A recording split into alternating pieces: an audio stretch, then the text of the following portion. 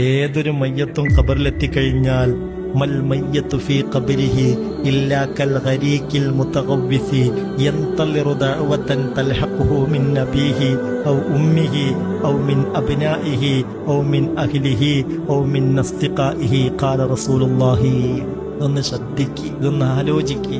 ഒരു മയ്യത്ത് ഖബറിലെത്തിക്കഴിഞ്ഞാല് തന്റെ ബന്ധുക്കളിൽ നിന്ന് ഒരു മയ്യത്തൊരു ആമീൻ, ഒരു പ്രാർത്ഥന പ്രതീക്ഷിക്കുന്നത് എത്രത്തോളം അറിയോ? എത്ര വലിയ പ്രതീക്ഷയിലാണ് ഒരു പ്രാർത്ഥനയ്ക്ക് വേണ്ടി മയ്യത്ത് കാത്തിരിക്കാന്നറിയോ?